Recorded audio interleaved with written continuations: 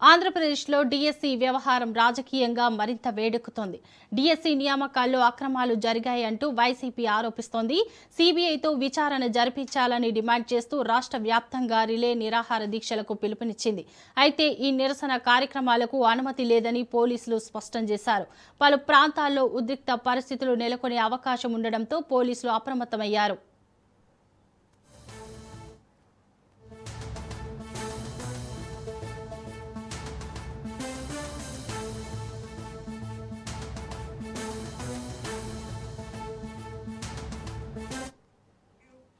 ఆంధ్రప్రదేశ్లో డీఎస్సీ వ్యవహారం రాజకీయంగా మరింత వేడెక్కుతోంది.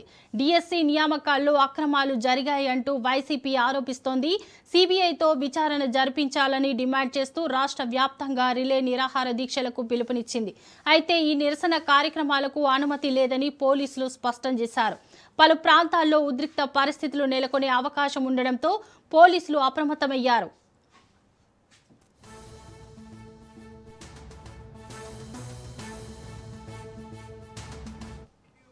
ఇక ఇదే అంశంపై మరింత సమాచారం మా ప్రతినిధి రమేష్ అందిస్తారు. రమేష్, చెప్పండి.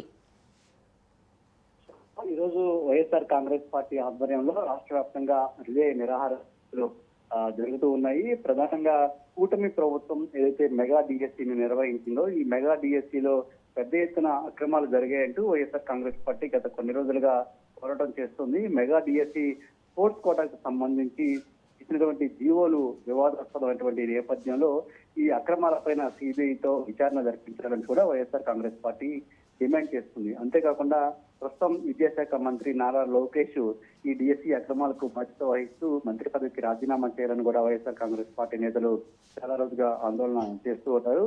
వీటితో పాటు నిరుద్యోగ సమస్యలైనటువంటి అంశాలపైన కూడా ప్రధానంగా వైఎస్ఆర్ కాంగ్రెస్ పార్టీ దృష్టి పెట్టింది.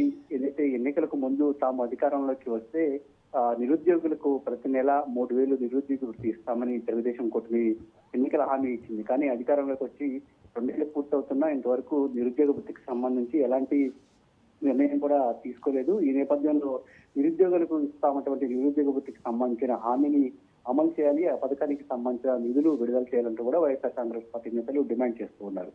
మరోవైపు ఫీజు రియంబర్స్మెంట్ కి సంబంధించిన బకాయిలు కూడా కూటమి ప్రభుత్వం అధికారంలోకి వచ్చిన తర్వాత ఒకసారి మాత్రమే విడుదల చేసింది. ఫీజు రియంబర్స్మెంట్ బకాయిలు విడుదల చేయకపోవడం వల్ల విద్యార్థులు అనేక రకాలుగా ఇబ్బందులు పడుతూ ఉన్నారు. కళాశాల విద్యను పూర్తి చేసినటువంటి విద్యార్థులు ఎవరైతే ఉన్నారో వాళ్ళు టీసీలు తీసుకోవాలన్నా కూడా ఈ ఫీజు రియంబర్స్మెంట్ నిధులు పడకపోవడం వల్ల కాలేజీ యాజమాన్యాలు విద్యార్థులకు సర్టిఫికెట్లు ఇవ్వటం లేదు. ఫీజు మొత్తం చెల్లిస్తేనే ఈ సర్టిఫికెట్స్ ఇస్తామని కళాశాల యాజమాన్యాలు చెప్తున్నటువంటి నేపథ్యంలో విద్యార్థుల ఇబ్బందులను దృష్టిలో పెట్టుకుని వెంటనే ఫీజు రియంబర్స్మెంట్ నిధులు కూడా విడుదల చేయాలనేది వైఎస్ఆర్ కాంగ్రెస్ పార్టీ డిమాండ్. ఈ 4 డిమాండ్లతో వైఎస్ఆర్ కాంగ్రెస్ పార్టీ రిలే దీక్షలు కొనసాగుతున్నాయి. ఇప్పటికే వైసీపీ ఆధ్వర్యంలో 3వ తారీఖు 4వ తారీఖు ఈ టౌన్ హాల్ మీటింగ్లు కూడా నిర్వహించారు.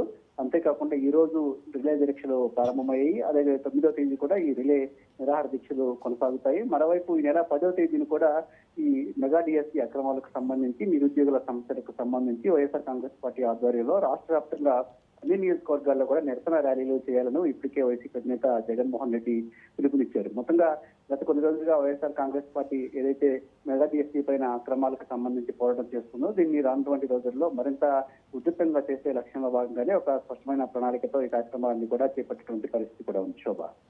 Right, thank you Ramesh.